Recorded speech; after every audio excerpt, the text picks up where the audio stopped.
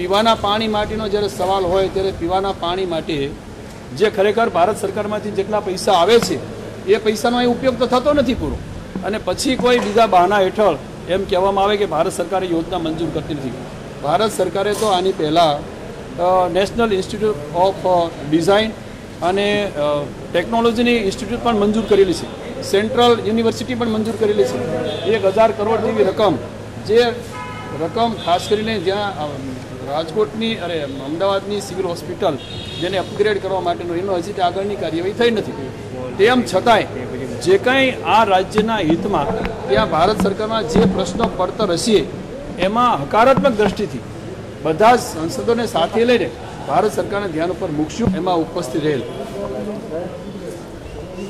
ઘણા બધા પ્રશ્નો ઇસ્યુ એવા હતા કે જ્યાં રાજ્ય સરકારની જવાબદારી હોવા છતાંય સમયસર જે વિગતો ત્યાં ભારત સરકારમાં મુકાવી જોઈએ એ નહીં મુકાવાને કારણે પણ ઘણા પ્રશ્નો એમાં ડીલે થયેલ. ગયા વર્ષે જે પ્રશ્નો હતા એ પૈકીના તો આ વખતની જે પ્રશ્નોની યાદી છે એમાં 29 જેવા પ્રશ્નો જે અહીંયા મુકાયેલા નહોતા, એટલે એનો અર્થ એવો થયો કે 29 જેવા પ્રશ્નો છે એ તો ગયા વખતે ભારત સરકારમાંથી ઉકલી ગયા. ગુજકોકના છે, યુનિવર્સિટીના બિલના છે, ગુજરાતી ભાષાનો આપણને નથી અધિકાર મળતો હાઈકોર્ટની અંદર, એને લગતા મુદ્દાઓ છે. બધા મુદ્દાઓ તો 110 જેટલા મુદ્દાઓ છે. કોંગ્રેસના વ્યૂ બાબતે શું કહેવું છે?